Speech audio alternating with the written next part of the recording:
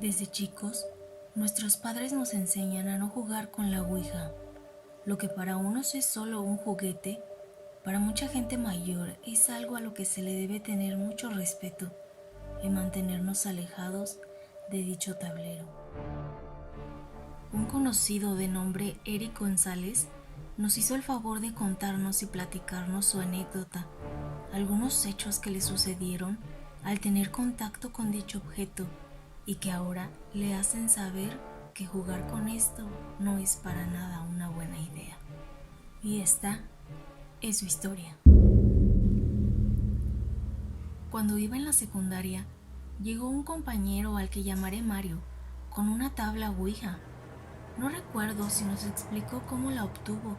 Lo que sí recuerdo perfectamente es que Luis, Carlos y yo de inmediato decidimos ir a jugar con ella una vez terminaran las clases ese día. Como no teníamos dónde usarla, ya que en nuestras casas siempre había alguien, pues decidimos ir a un parque que estaba cerca de la casa de Carlos.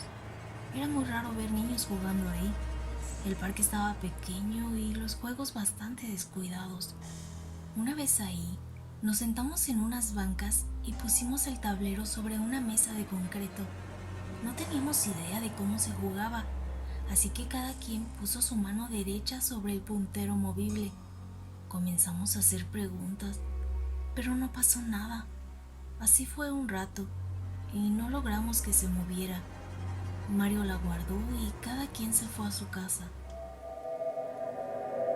No recuerdo muy bien si fue al día siguiente cuando el tema volvió a tocarse, ya que Luis le había comentado a su hermano sobre lo que habíamos hecho. Él le dijo que las ouijas deben de bendecirse con tierra de panteón y este ritual, por así llamarlo, se debe hacer de noche. Nosotros, como todo puberto irresponsable, le hicimos caso y ese fin de semana fuimos Luis, Mario y yo a un panteón. No era muy tarde cuando llegamos, tipo 7 de la noche. Entramos con mochila en mano y buscamos el lugar más solitario para comenzar con el rito. Debo mencionar que en este panteón en ese entonces no tenían paredes que delimitaran los terrenos aledaños. Podías cruzar sin problema a cualquier hora. Ya oscuro, sacamos la tabla y nos inclinamos en el suelo. Comenzamos a llenar la tabla con tierra y nos preguntamos, ¿y ahora qué? Si no mal recuerdo, fue Luis quien tuvo la estúpida idea de mejor enterrarla y pasar por ella unos días después. Así lo hicimos. Buscamos otro sitio que nos pareciera más adecuado y recordáramos fácilmente. Encontramos una tumba que se veía muy antigua y desgastada. Hicimos un hoyo al lado de esta, metimos los objetos y volvimos a tapar con la tierra. La idea era regresar lo más pronto posible por ella, pero no fue así. Por razones que no recuerdo, pasó el tiempo, hasta que un día Luis mencionó que iría al panteón por la ouija, señalando que su hermano lo acompañaría. No le dimos mucha importancia al comentario y lo dejamos pasar. Con el tiempo, Luis nos comentó que sí fueron a recogerla, pero su hermano mayor no se la regresó. Se la había quedado para él jugar con sus amigos. Cierto día, llegó Luis con la tabla en la mochila. Nos comentó que ya no la quería. Al parecer, a su hermano le habían pasado cosas extrañas, a tal grado que a uno de sus amigos le había sucedido un accidente muy grave. Le adjudicaban la culpa al haber jugado con la ouija. Nosotros en ese momento no nos dio miedo y decidimos que Carlos, Mario y yo nos la quedaríamos una semana cada quien, y así lo hicimos. Primero le tocó a Mario, pero a los 3 días llegó con ella. Mencionó que su mamá la había encontrado y se molestó con él. Le pidió que se deshiciera de ella. a lo cual no le creímos nada, así que Carlos, muy valiente, decidió dejársela. Con el tiempo, nos contaba que él jugaba con la ouija de noche. Yo no le creía nada porque mencionaba que le respondían todo lo que preguntaba, según él, y hasta la fecha de su muerte sabía. Así pasaron los días, hasta que llegó el lunes que a mí me tocaba llevarme a la casa, lo cual, para ser sincero, me daba algo de miedo. Llegué a la escuela, no toqué el tema, y Carlos tampoco. Terminaron las clases y cada quien se fue para su casa. Yo aliviado porque Carlos no dijo nada sobre la tabla. Unas 2 semanas después, Carlos llegó muy asustado a la escuela y me dijo: «Ya te toca», mientras abría la mochila para mostrarme la tabla y su puntero. Me hice el valiente e inmediatamente la pasé a mi morral. Se veía ya muy desgastada y manchada. Recordé que en el tiempo que estuvo enterrada, algunos de esos días llovió. Tal vez por eso el deterioro de esta. Ya en uno de los recesos, Carlos, quien se notaba algo pálido y ansioso, nos platicó que comenzó a tener lo que él pensaba eran pesadillas. Soñaba que ya no necesitaba de la ouija para que le contestaran sus preguntas. En sus sueños, se sentaba a un lado de la cama, con la tabla frente a él, y del otro lado, una persona con la que tenía una especie de entrevista. Para él, lo más extraño fue que, según recuerda en su sueño, le preguntó si había manera de saber si todo lo que le respondía era cierto. Esta persona respondió algo así como que al día siguiente, un miembro muy querido de su familia amanecería bastante enfermo. Y así fue.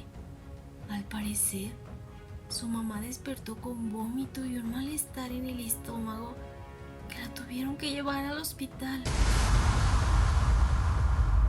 Mientras Carlos nos platicaba esto, yo moría de miedo, ya que sería quien me llevaría a casa esa cosa. En el autobús de camino a casa, no podía sacarme de la cabeza que llevaba algo terrible a mi residencia. Afortunadamente, se me prendió el foco y de inmediato bajé del bus unas cuadras antes de mi casa. Recordé un terreno baldío que estaba con una hierba muy alta. Al llegar ahí, abrí mi mochila y esperé a que no pasara gente. Al estar solo, saqué la ouija y su puntero. Los aventé al terreno con toda mi fuerza y recuerdo que sí llegaron a una distancia lejana. Me largué de ahí pensando en que tendría toda la tarde para pensar qué inventarles a mis amigos si algún día me pedían la tabla de regreso. Les hablo de que esto sucedió un martes, supongo, pues para el jueves o viernes, ya preparándome para salir de casa, en ese entonces yo me iba solo al colegio. Me despedí de mi mamá y al abrir la puerta de la entrada de mi casa, me topé con la ouija en el suelo de la cochera. Supongo que me puse pálido y sentí un dolor en el estómago mientras la recogía y echaba en la mochila. Y ahora que lo pienso, no sé por qué hice eso. Pensaba en que mi padre y hermano habían salido de casa unos 5 minutos antes que yo. Era imposible que no se lo hubieran topado o haberla visto. Mientras la metía, noté que era la misma. Tenía las mismas manchas. Llegué a la escuela y le platiqué a mis amigos lo sucedido. Todos asustados comenzamos a idear cosas para deshacernos de ella. Pero Carlos nos interrumpió y nos dijo que nos juntáramos al final de clases para discutir. Debo mencionar que él estaba más asustado que yo. Al término del día, fuimos al parque que ella había mencionado con anterioridad y Carlos nos platicó que los sueños continuaban. Seguía viendo a este sujeto y que según él lo había visto en ciertas ocasiones ya despierto. Nos habló de la vez que iba arriba del bus. Lo notó parado en una esquina. Durante el trayecto, ambos se vieron. Esta persona con una mirada maligna. Cada que se lo encontraba, era más cerca, pero en situaciones donde no podían tener contacto.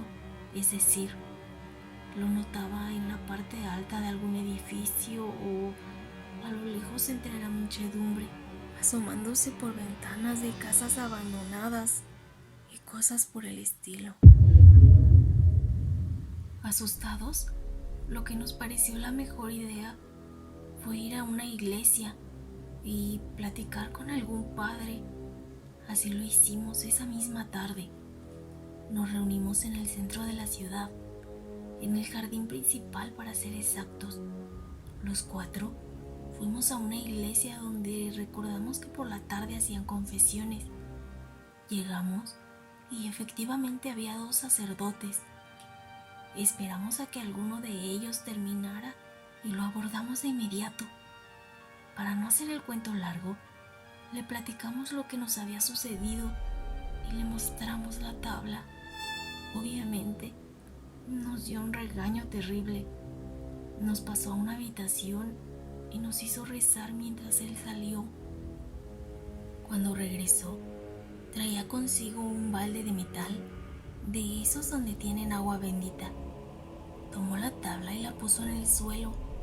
Nos pidió repitiéramos las mismas palabras que él mencionaba, y así lo hicimos, mientras echaba agua sobre la ouija.